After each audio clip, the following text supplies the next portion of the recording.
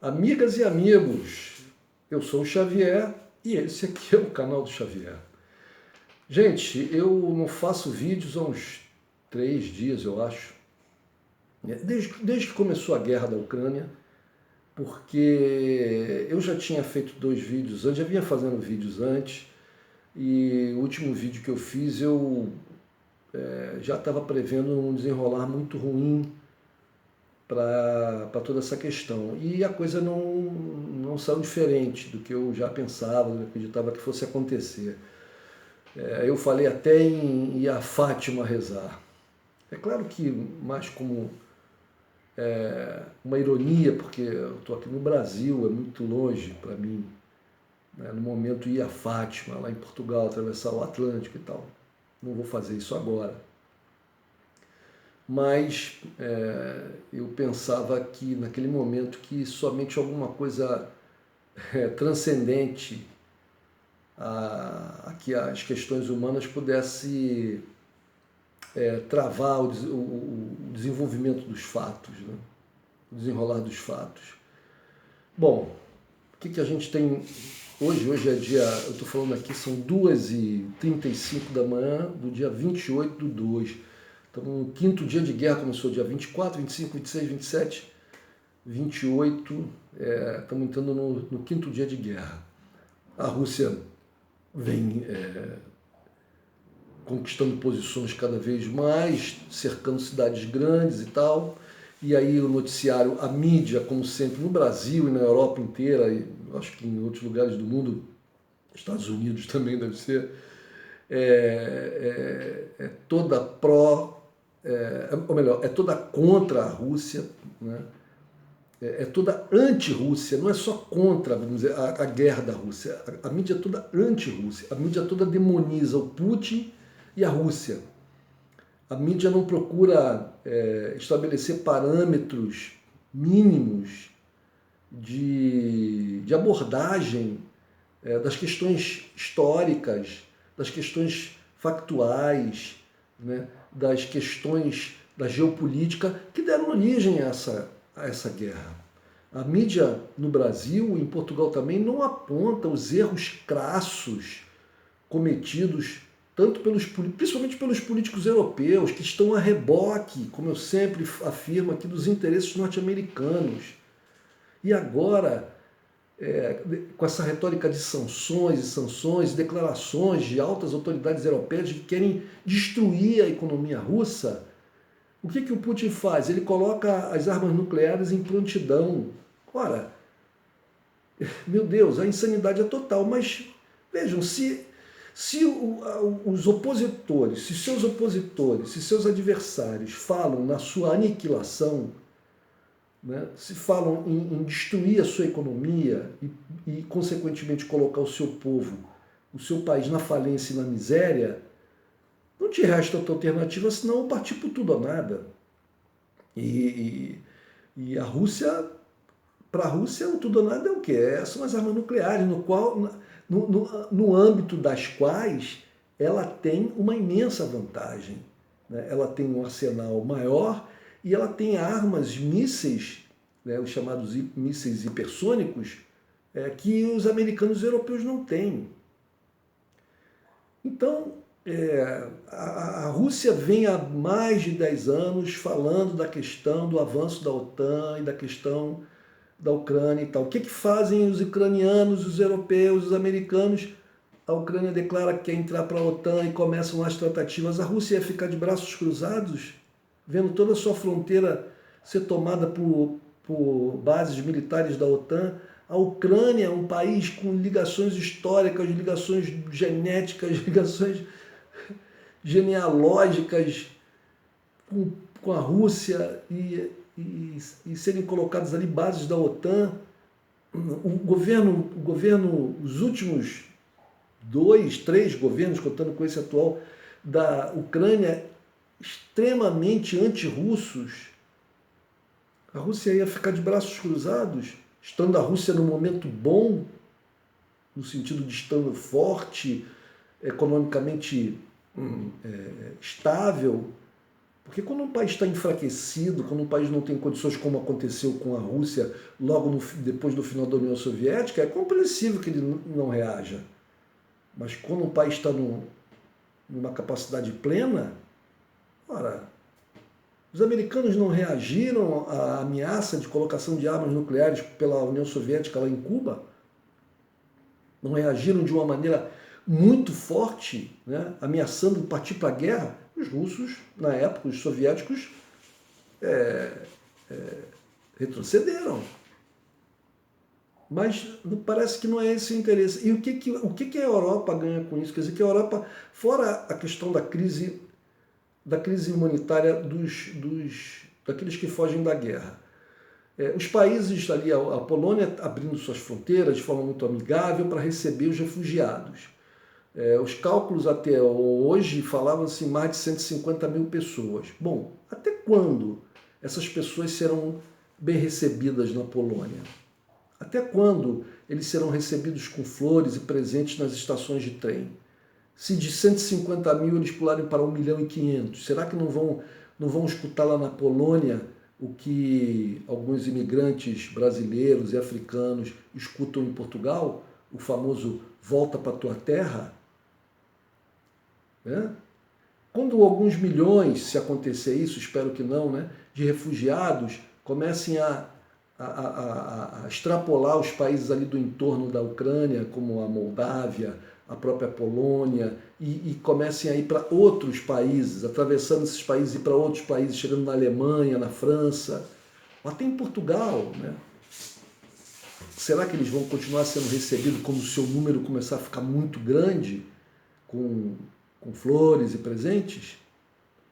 E quando o preço das commodities já aumentou, né, de forma bem grande, bem forte, mas quando esses preços continuarem aumentando mais ainda e chegarem a patamares que se tornem insuportáveis pela população, o apoio à guerra da Ucrânia, a liberdade, a democracia da Ucrânia vão continuar?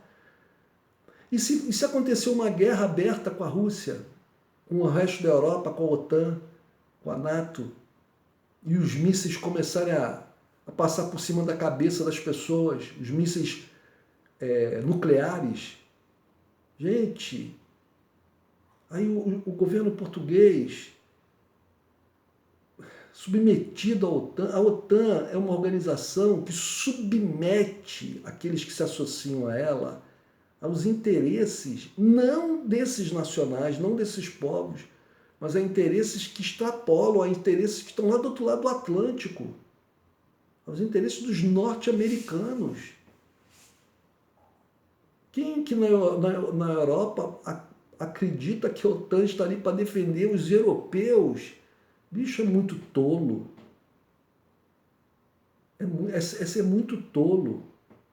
Aqui no Brasil foi feito aí um convite e tratativas para que o Brasil fosse um aliado extra-OTAN dessa organização.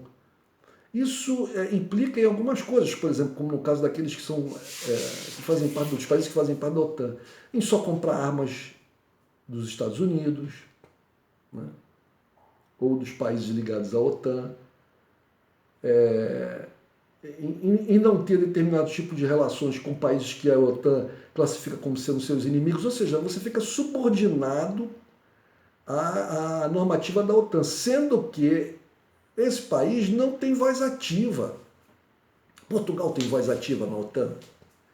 Portugal pode determinar o que a OTAN faz ou não faz, quem ela escolhe como inimigo ou não. Portugal pode escolher de quem ele vai comprar armas, por exemplo. Se os militares portugueses, fazendo uma análise do mercado de armas no mundo, chegarem à conclusão de que determinado armamento russo ou chinês é o melhor, é o mais eficiente, o mais adequado às suas forças armadas, eles podem ir lá e comprar esse armamento? Claro que não. Veja, por exemplo, a situação da Turquia, que comprou as melhores baterias antiaéreas que existem, que são as russas, né? As baterias russas. O sistema S-300, S-400, agora acho que até S-500, mas elas são consideradas as melhores. os turcos compraram dos russos. E aí os americanos vieram numa pressão absurda, parece que tiraram os turcos do programa do avião norte-americano, e talvez até toda aquela coisa lá da tentativa de golpe contra o Erdogan já estava na esteira da desconfiança que os americanos ficaram do não alinhamento automático e absoluto da Turquia aos interesses da OTAN e aos interesses norte-americanos. A Turquia, todo mundo sabe, faz um jogo ali, né? Muito bem jogado, faz o que pode ali, né? Um jogo desde que ela não foi aceita na União Europeia, né? Ela não foi aceita.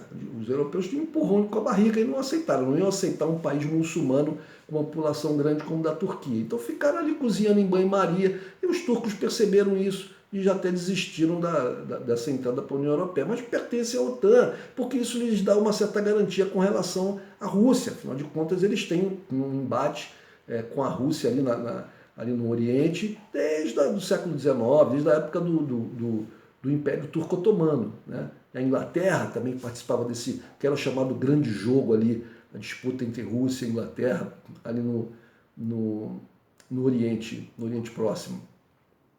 Pois então os turcos fazem um jogo ali, né? Para um lado, para o outro, né? Eles estão vendo os interesses deles. Se vai dar certo ou não, isso é uma outra questão. Mas eles fazem interesses dele. Agora, por exemplo, no caso do fechamento ali do estreito ali para acesso ao Mar Negro, né? Que estava se aventando que a possibilidade da Turquia, por pressão da OTAN, fechar o estreito e não permitir que os navios russos entrassem ali, né? E isso ia ser terrível para a Rússia. Mas os turcos não fizeram isso. Os turcos não fizeram isso. Seria quase que uma declaração de guerra à Rússia, né? Bom, se vários países começam a atacar a Rússia de várias formas, econômica, né, por meio de proibições disso e aquilo, como a proibição do espaço aéreo, fecharam o espaço aéreo para os russos totalmente na Europa, para toda a aviação russa. Isso não é uma declaração, isso não é uma guerra. Ataques de hackers, de hackers estatais à Rússia estão acontecendo direto. Então a Rússia não está lutando só contra a Ucrânia, não. A Rússia está lutando contra toda a Europa e contra os Estados Unidos. Mesmo que os outros países europeus e os Estados Unidos não estejam com tropas lá em embate direto com a Rússia, eles estão dando apoio financeiro, com armas para a Ucrânia, né? E estão tomando medidas que estão atingindo a Rússia diretamente. Essa gente quer o quê, cara? Essa gente quer uma terceira guerra mundial. Olha, gente, olha, basta lá um general, pode ser até que não vi uma ordem do Putin, basta um general lá meio, sabe, meio fora, com um pouquinho mais de vodka na cabeça, né? E que consiga burlar lá um sistema qualquer, aperte um botão, vocês estão brincando com fogo. Aí eu falo de novo, o que a gente pode fazer? Senão eu faço aqui meus vídeos, falo o que eu penso, o que eu acho, mas quem toma as decisões são os poderosos, são aqueles que estão lá no topo, né? A Rússia está indo contra o direito internacional. Não se pode invadir um país. Sim, mas o direito internacional não é feito de lógica, de argumentos. Se fosse assim, se a lógica dos argumentos e das leis, né, se a lógica das leis, dos tratados e dos argumentos prevalecesse no mundo, os Estados nacionais não teriam forças armadas. A lógica que prevalece no mundo das relações internacionais é a lógica do poder bélico, do poder econômico, da força bruta. Essa é a lógica que impera.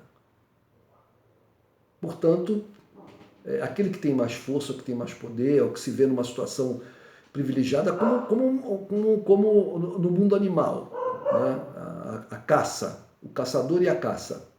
O caçador, o predador, ele ataca aquela caça que ele percebe que pode atacar, que ele tem superioridade. Ele não vai atacar uma caça, o predador não ataca uma caça que ele não tenha condições não veja, não perceba condições de atacar. Isso acontece no mundo dos países. É diferente? Não, não é diferente. A Rússia atacou a Ucrânia, e sim, que sabia que tinha uma condição de poderio militar, etc., e em condições financeiras para fazê-lo. Senão, ela não faria. E os americanos não fazem isso constantemente? Israel não fica atacando volta e meia lá a Palestina, o Líbano, até o Irã ele ataca? Ele faria isso se não tivesse condições, se não fosse mais forte, se não tivesse mais armamento, se não tivesse mais tecnologia, se não tivesse recursos, né? E anteparo norte-americano? Claro que não faria. Então a gente tem que saber a medida das coisas. A gente tem que saber a medida das coisas, a gente tem que saber que no mundo das relações entre os países, o poder conta, e muito, e primordialmente. A Rússia deve ser respeitada. Se a Rússia tivesse sido respeitada lá atrás, e a Ucrânia não tivesse sido incorporada, se não tivessem tentado incorporar a Ucrânia à OTAN e outros países ali, isso tudo não teria acontecido. É isso, gente. Que Deus nos proteja. Um abraço.